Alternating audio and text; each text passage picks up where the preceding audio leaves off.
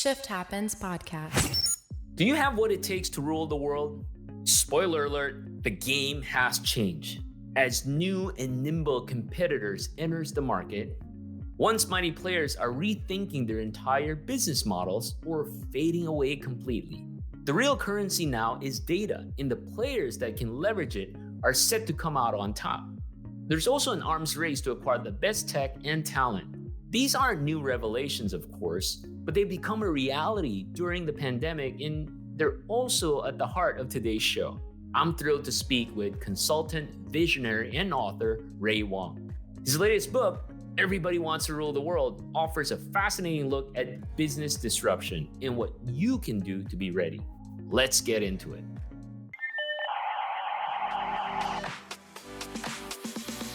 Shift Happens podcast. Shift Happens podcast.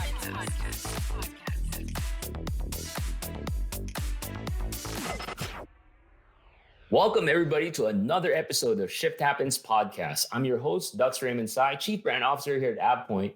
And boy, I'm so stoked to be joined by a good friend and the living legend, Ray Wang. Ray is the founder, chairman, and principal analyst at Constellation Research. He's a co-host of Disrupt TV, a weekly enterprise tech and leadership webcast. And now he's the author of the book that just came out, Everybody Wants to Rule the World, published in July by HarperCollins. The book is all about how to grow, thrive, and conquer in the face of unprecedented transformation. Ray, how are you? Hey, I'm doing great. And thanks for having me here. And also congratulations on your IPO. Thanks so much. I don't know if you remember the first time we met. That's a first pop quiz for you. I want to say it's a Microsoft event, and I want to say it had something to do with Korean tacos, but I'm not sure. I got to double check. Man, it was like more than 10 years ago. I think it was 2010. Yes. And how things have changed. I remember in that event, it was WPC or Inspire. They just announced Office 365. Look at where we are today, right? It's been a huge shift. Definitely amazing. So, and I think about your book, Everybody Wants to Rule the World. You know, I went through it, and certainly it relates to a lot of the things, what we're facing and what's to come. So tell me about, your thinking and your motivation to write that book, because I believe in the intro part, you talk about the inspiration came from cleaning out your basement. So here I am in the middle of the pandemic, and I've got boxes everywhere. They're literally everywhere. And like any good home, the basement is where those boxes go to die. And so I'm like, all right, I need to clear something out to make this basement work, because I've got space down there and I need to do something with it. And that for me is like, I used to be a vinyl DJ. I still DJ once in a while in some clubs. If you look carefully in Las Vegas, you'll see me sneak out and do some of these things. But it's just boxes and boxes of media. Like, it's CDs, it's records, it's mini discs. It's like, I've got laser discs. I mean, I've got 40, 50 crates of like this stuff, and then all the equipment that goes with it. And I'm like putting stuff away, filing it. I'm just like, oh my God, this can just all be on a hard drive. Then I'm like, oh my God, this is all in the cloud. Then I'm like, oh my God, what the heck? Why am I still doing all this stuff? Why is this all sitting here? I mean, it's for nostalgia, right? I still have the stuff set up. I do have my, turntables all set up in the basement, but I'm just like, you don't need this stuff anymore, right? Everything's been digitized. The digital business models are there. You don't own music. You access music. You don't own anything. In fact, I can access all this stuff. And in fact, I don't need to carry anything with me. I can just show up at a place and just connect to the internet and be there. And then I realized I'm a victim of being in the middle of something, in the middle of a trend, and not realizing what's been going on. It's that digital channels, digital business models, digital monetization has all happened in this business. And in fact, I'm obsolete. What am I doing with all this stuff? Why am I carrying inventory? You're sitting here thinking all these things, and you're just like, oh my God, this digital revolution is so much bigger. It's affecting every part of our lives, and of course, affecting the way we work. I mean, Ray, if you look at the last 18 months, I've seen this, I was sitting in the front row seat for this, where, in our business, where we help a lot of customers take advantage of Microsoft 365 prior to the pandemic, a lot of them would hang on to, I'm using my file share. I still need my USB drive and I'm good. I don't really need to take advantage of these new technologies to be innovative and be ahead of everybody. But in the last 18 months, we know that people's capacity and organizations' capacity to adopt is doable. And now, as we're heading back to some sense of normalcy, we've seen how the cloud or modern or digital technologies has shifted our personal lives and work lives. Your books nails it. It maps out how so many things like data, AI, subscription models, corporate mergers have made commerce truly cutthroat. And if you're not ahead of it, then it's going to be a problem, right? So from a high level, can you talk about how this new landscape has evolved, not just from a decade ago, but even only in the last 18 months? And what should organizations be thinking about? So I actually think if the pandemic had occurred 3 years ago, we wouldn't be having these conversations because the technology wasn't ready. The network reliability wasn't there. People hadn't had that pervasive connection into the home. And we'd be like, oh, never again. We all need to get back to on-prem. Right. But the thing is, like, what happened is we had such great reliability in terms of accessing things. We didn't think about backups anymore. We didn't think about, hey, I need a thumb drive. Hey, I need to get this working. And the way we work even changed. Think about 18 months ago, people were going to meetings every Friday or maybe every Monday morning to learn about the things that happened last week. During the middle of the pandemic, you're like, how much inventory do I have? Like, I need to know now. Like, what are we pricing this at? Hey, how many customers? Wait, by the way, do we have all these employees? Like, where do they live?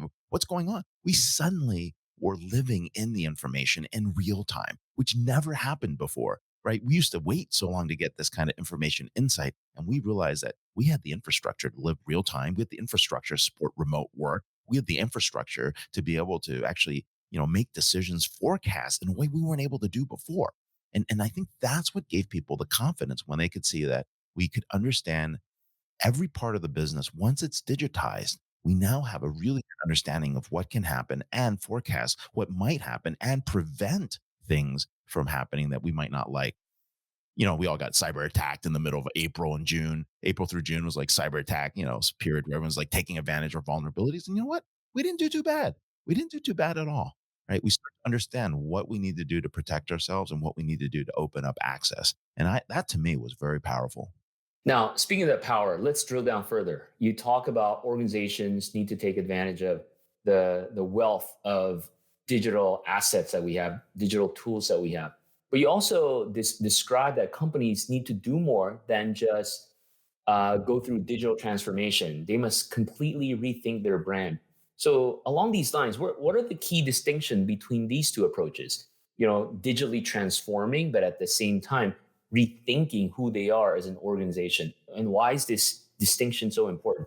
Yeah, we talk about the life cycle of organizations, and I think that's the important part here. Everybody tries to remake themselves, rebrand themselves, and let me walk you through that. So, companies typically start out with a dynamic founder, and that's the catalyst. They've got a great idea, they understand the mission, they understand why they exist, they get people excited, right? I mean, you guys have gone through that. Right. And then what you just go out and find the best people you can. You build these talent networks. You become the best place to work. You attract everyone you know to come build this great product, this great company along the way. And then you go out and build the product, right? Great design, great thinking, you get a minimum viable offering out. People get excited. You keep building upon that. You work with your customers. And then you figure out, I mean, we need to get into markets, right? We're a small business. Let's go to medium business. We're medium business. Let's go to large enterprise. We're in North America. Let's go out to Latin America and APAC, right? And you keep expanding.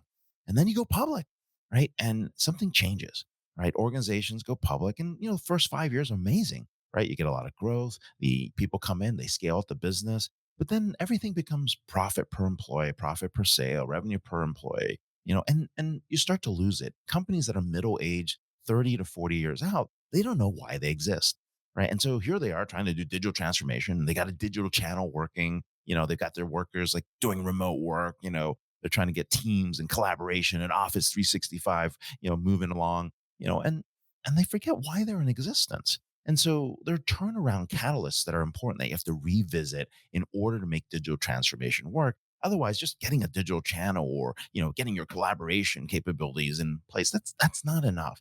And so typically what happens is an owner operator comes in, they figure out how to change the environment. That's because they're funded for success. They change the cap table, they improve what happens and grab the right talent back into the organization. They think about a new technology like what's cloud going to do for this product? What's AI going to do? What's augmented reality and virtual reality going to do?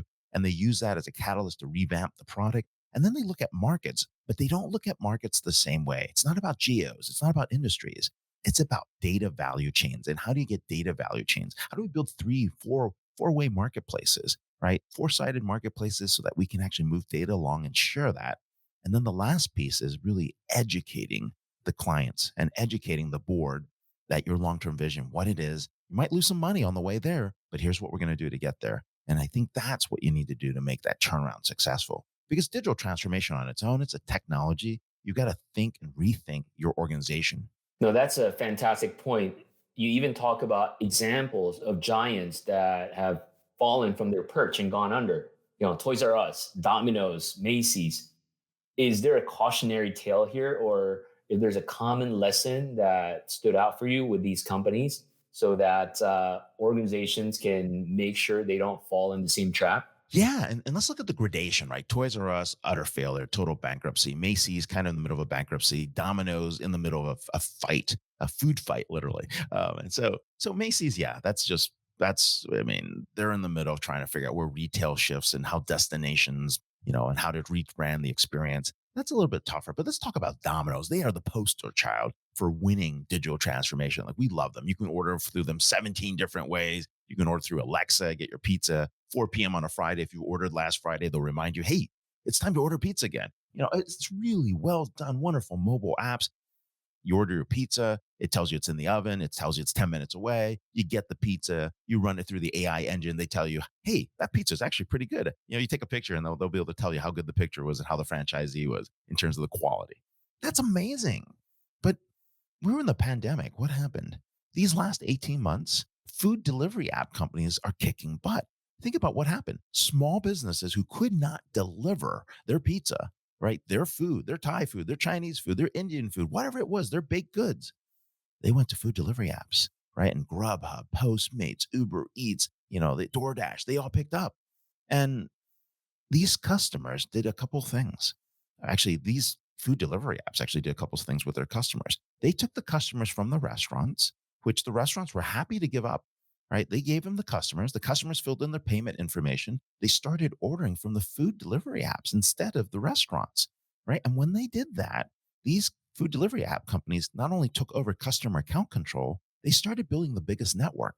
So instead of, hundreds or thousands of customers, they now have millions of customers, right? And then they started to mine that data, say, hey, Ducks, in your neighborhood, Italian food does much better than like Greek food. Why is that? Right. And they started understanding that. And then they use that data to monetize, whether it's ad, search, or hey, let's build a ghost kitchen right here. Right. And for those people who know what a ghost kitchen is, it's like a big place. It's a big kitchen that puts up 6 or 7 storefronts. Right. They look like different restaurants, but they're all cooked in the same place, and then they're delivered out.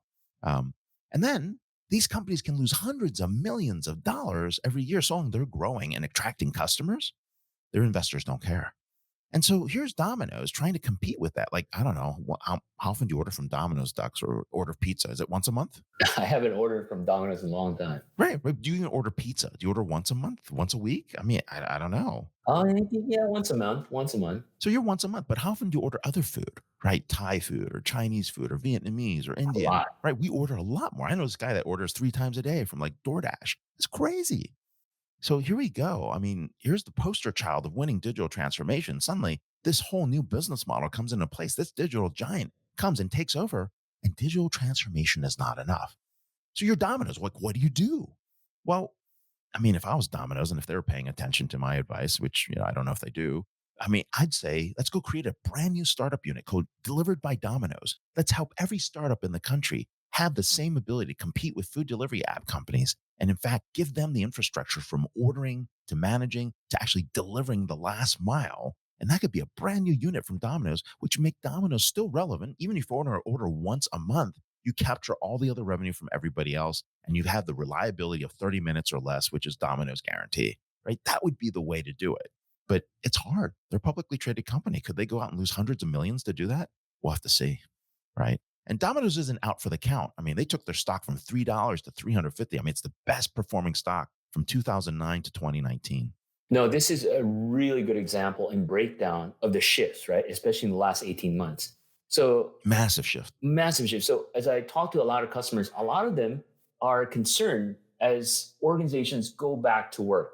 As you pointed out, sure, there's technology, but don't rely on technology for technology's sake, right? So a lot of customers I'm talking to now is, and there's not a one size fits all, as they think about hybrid work, as they think about how can they maximize technology to work better together and not just fall in their old ways of doing things. Because as you know, there's companies out there that's using technology, but still being stubborn and doing how they do it, yet with just a new tool. So, what are some of the things that organizations should think about as they go back to work with these shifts so that they can rule this new world of work as they have the workforce come back? Yeah, no, definitely a great point. I mean, when we look at remote work, right, it's not work from home anymore. It's a hybrid work model. Companies are expecting to open 2 or 3 days a week for employees, or have employees show up 2 or 3 days. The way we look at work is going to change. I mean, if you can avoid a commute, if you can avoid, getting into the office, then you might just do that, right? You're going to save 2 hours a day, right? And that savings is actually worth something in terms of productivity. You might come into work for something big. It has to be important when you go in, right? So if it makes sense, you go in. You go into work to actually celebrate, get something done, be productive. And I think that's one of the first things that we're going to see. We're also going to see a move out of density, right? Traditionally, density kind of drove everything, and there's kind of a fear of density and what happens. And so, we're seeing corporate offices pop up in remote areas. We're seeing places where people start to gather, and so we're spreading out more. People are asking for more space. You're definitely seeing that in the home sales. But then there's something different. There is the fidelity of working in front of someone. We've been traveling the country. I'm on stop 16 of a 20 city book tour. And, just getting together and having that conversation in certain jobs is so productive, especially when you're doing design, or especially when you're working with clients or you're building products. You want everybody together to be able to get, ideas out. But then, of course, you want to get back to productivity, getting your own work done. We've got great collaboration tools that allow you to get work done once the decisions are made, once the ideas are in place, once you actually have to get implementation and operations. There's no point getting together in person. That might not make sense, right? I mean, we've got enough tools to be able to see what's going on. I mean, I watch kids work on Discord. That's crazy, right? Everything's on Discord. I think it's amazing. I mean, whoever buys that next it's super brilliant, right? I mean, it's the ability to kind of connect. It's like Teams on steroids, right? But only kids and gamers use it right now. But hey, it's going to be popularized, right? But we were going to see it popularized. It's just like, Twitch and Discord to me are the future. I mean, whoever builds that for the enterprise is going to have an amazing experience because you watch people work, you watch people act, you comment, you put a video up, you interact, you share files. I mean, these are all the things that we do in work. And what we've learned is the consumerization of technology always starts with the gamers, always starts with the early adopters. Kids today in college and high school are the ones that are going to be dictating the workplace 10 years from now, right? And we're going to follow those trends as well as we look forward. One observation I have is this irony as we head into the hybrid workplace, as you described, right? All these wonderful tools allows you to work in real time, collaborate, connect. You don't have to wait for the report next week. But at the same time, when we go back to hybrid work, there's some sense of structure that needs to be in place. I mean, I'll talk about my example. So before today, or I would say before going back to the office, I would have meetings back to back. There's really no lines drawn where I do collaborative group think or group work. It's just all in my calendar. But as we head back to the office, as you pointed out, you should hold that time sacred, that you're not going to go back to the office to jump on a Teams call for with a customer or with another colleague elsewhere. You go back to the office with the intentionality of being together, being able to collaborate, being able to figure stuff out, and being able to experience that serendipitous collision that we haven't had in the last 18 months. And I think that discipline will be the hard part, right? But leaders should be able to help put that lines, I would say, or that structure in place so that we can help equip the workforce to take advantage of this hybrid work environment. No, it's a great point. Those random collisions, right? That's the piece, that serendipity where you get an idea of thought. I mean, that's why so many people flock to social audio, over the pandemic, because it's like the equivalent of hanging out in the middle of a, conference, right? You're sitting at the conference and you're having this conversation with great people. It was the same thing. I mean, you're basically able to go out and do that. And that's what people really missed is that, random thought, that conversation point you weren't going to see in the past. I mean, all those things were so popular. Um, and that's what we got to recreate in the office environment. But you're right. I mean, I lost structure. I mean, I was working 18 hours a day, right? I mean, you just take calls, right? Because people knew you were available, right? Before you were out, which meant you were really out. Like, don't call me, don't bother me, right? So very, very different environment in that kind of scenario. So I mean, like you, I've been traveling the last 3 weeks. I've been to New York, Seattle, and all that. At one point I started to doubt myself, like, wait a minute, I used to do this. This is no big deal for me. But then I found it harder because what you described, while I'm back on the road, everybody else is not. And everybody else is in that mode of 18-hour work days that they're pinging people and all that. So after being away for only 3 days, I felt like I missed a lot. And there's a lot of key information that I'm out of the loop. So that model, nobody has figured that out yet, but I think that's one area where a lot of organizations should consider and a lot of leaders should think about when they go back to the hybrid workplace. it totally works the other way too. I mean, my kids showed up to class and then their teachers came online. Right. It's like, what the heck? Like, like we had a little bit that, then again, I'm in California where we're double masked and double vaxxed or double vaxxed and double masked. There you It's like, go. hello, like what the heck's going on? So these kids were sitting there floating around, like, hanging out with each other with no teacher or some screen that they were looking at. I'm like, it's some dystopian sci-fi teaching, Exactly. It's like an So episode of Black Mirror. it's Black Mirror. It all comes back to Black Mirror. So okay, so your book talks about loyalty is a myth, and that we're driven by whoever is most convenient, most cost effective, and caters to our individual needs. Just like your example with DoorDash, Uber Eats. So based on that, how should business leaders rethink what they know about a customer or even their employees? Because we also hear about the Great Resignation coming up. What benchmarks do they need to change? What we're really trying to do is build a business graph inside every organization that checks out the loyalty program. And the point you're making is really, the part in the book where we talk about you're trading loyalty for convenience, you're trading loyalty for value, you're trading loyalty because you don't like the mission, you're trading loyalty, for price. Right? People are just fickle, right? Every customer is fickle, every employee is fickle, and it's about a bigger mission or bigger brand that is coming to place, and that notion of purpose has taken over. Right? Companies, the way they treat their employees, their mission, that becomes very important more so than pay, which is great for a lot of scenarios. Like, I mean, it's a first world problem to the extreme. But here's what's going on in the background. In order to know that, or in order to understand what's happening, you need to build these feedback loops inside organizations. And this business graph notion of understanding, an employee's interaction with a product or with another employee or with, a customer, right? All that becomes super valuable. That's the business graph. That's the intersection of individuals with objects that real event work and with what's going on. And in the digital world, everything you do, every action is a demand signal. It's something that you understand the nuance of over time, and you find a way to either automate that, you find the way to actually, treat that as a signal to say, oh my God, we've got employees in this country who are just not showing up to work and they're upset or something's happening. Like, you want to understand that before it happens, right? So that you can actually, make things easier. Maybe it's a work condition that hasn't been addressed, or maybe it's a really bad manager, right? Or maybe it's a situation where, employees have lost motivation or confidence in something, and you want to jump in there and say, hey, how can we help? How can we fix that, before they leave? Because they're voting with their feet. You're right. The great resignation is coming, right? You want me to come into work? I'm going to leave. Okay, well, let's see how that works, right? We're going to find out. Demand and supply is going to play a role. I mean, but when that happens, right? Well, why not prevent that from happening? Get an understanding of what your employees want to do right now, or how they want to work. I mean, some folks really enjoy, like, if you're an introvert, you really enjoyed this work from home, right? You didn't have to, like, be out there. Yeah, I mean, it was an equalizer for introverts, is what was told. Like, the extroverts are dying. They're like, I want to get back into the office. I mean, like, what's happening? So we see all some very interesting, like, trends, and we'll see how much of it comes back to where we were before and what improves. And as you describe this, right, some of our listeners may be thinking, okay, how the heck can I do that? How can I figure out the pulse of what's going on in the organization, this business graph Ray's talking about?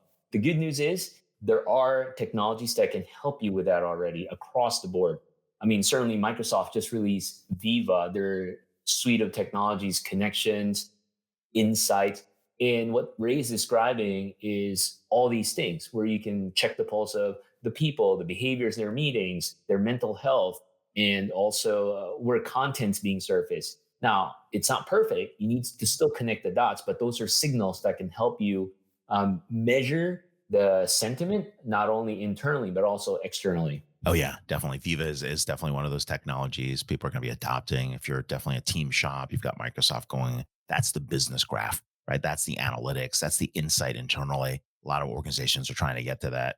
I mean, some organizations have had to go and buy that capability, spending billions of dollars trying to make that happen. Other organizations, it's built into the product. So Can you think of a company right now at this juncture that's doing it right, doing it well, based on things that we discussed? I would say that, a company like Amazon definitely is doing it right. Some people are like, these people were crazy. These people are like going nuts, right? But they're doing a great job, right? For what they're doing and how they're cranking out ideas and executing in the marketplace, you have to give them a lot of credit. An industrial company that's gotten digital, that's done a great job is Honeywell, right? I mean, they're out there actually changing the world from everything they're building.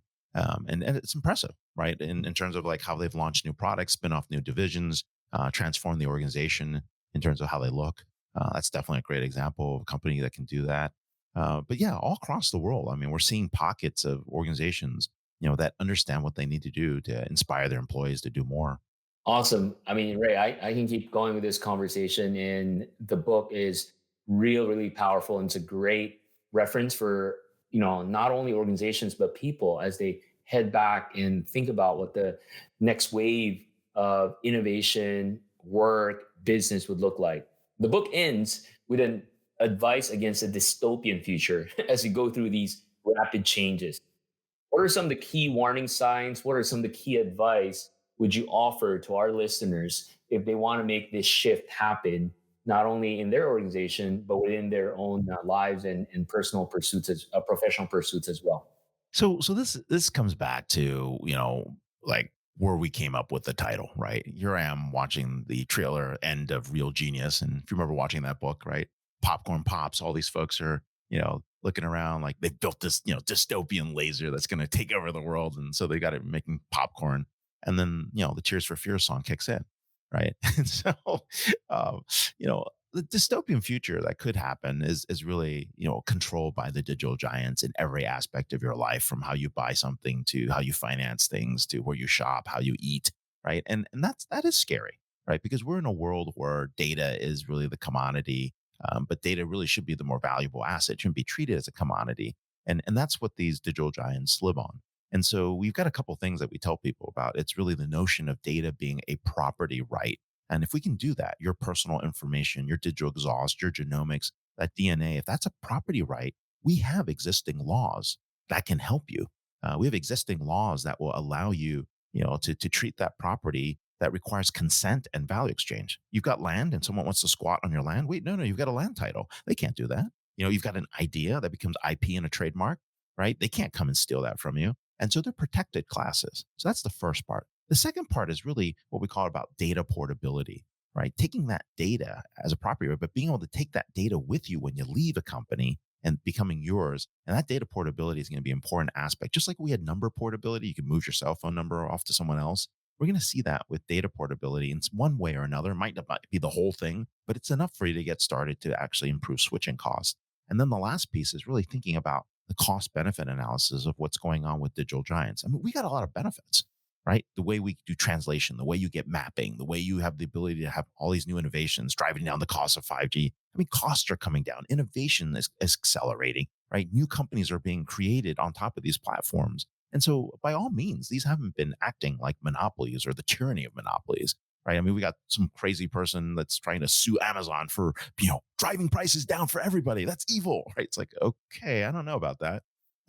But we also have to be prepared for that day when that does happen. And we can enforce antitrust laws and make sure that, if things are being stifled, prices are going up and, companies are being squashed and there's no new startups being created or jobs. And these companies have dominated every aspect of our lives. I mean, that's when enforcement has to occur. So you got to put the laws in place for that enforcement to be in place. Now, as a company, we've got to find ways to take advantage of these, networks, these ability to actually, if you're a small business and you're trying to figure out how to take the ride, you want to understand where these organizations are going and you want to build 2 to 3 years ahead of these organizations because they might come out and buy you out. You might be able to take the ride for a while. You might actually build something that might even dominate in their markets. There's lots of opportunities. And I think that's what you should remember is like in this world where things are changing this quickly, there's always opportunities when the change is this fast. Well, Ray, thank you so much for that. And I got to tell you, knowing what you've written in this book and knowing what you talk about makes me sleep better at night because, I know that Skynet will never happen, right? No, Skynet. We can't let Skynet happen. But hey, if you're an entrepreneur, there are $100 billion unicorns in this book, and there are $3 trillion market cap companies you could build. So if you see them, drop me a line. That means you understood what I was talking about, and I'm happy, more than happy to help out. So how can people connect with you, Ray? What's the easiest way to reach you? Oh, simple. Catch me on Twitter at RWANG0. You can drop me an email at r@constellationr.com. Happy to take your calls, emails. Easy to do. Thanks again, Ray. And thank you, everybody, for tuning in to another episode of Shift Happens Podcast. Until the next episode, take care and be safe. Shift Happens Podcast. Thanks for listening. There's no question the business world has changed dramatically, and the players who can anticipate the curveballs and stay highly tuned to customer needs will come out ahead. But as Ray says, it's a constant and changing battle. Even if you're an established legacy business, remember the value of a deep analysis of your business model. What tools are you using to collect and leverage data? How are you tapping into AI and automation to elevate the employee and customer experience? And are you keeping constant tabs on your competitors? As we've learned the past 18 months, the world can change in an instant. Make sure you're ready to avoid surprises when it comes to your own business operations. That's advice any good ruler can live by. If you like today's episode, please leave a review for the Shift Happens podcast on Apple Podcasts or whatever platform you use to listen. I also invite you to tune in for a new segment called Ask Ducks, where I answer your questions about Microsoft 365 and the modern workplace. Ask your questions on Twitter with hashtag AskDucks or email me at askducks@avepoint.com. We'll see you next time. Shift Happens Podcast. Shift Happens Podcast.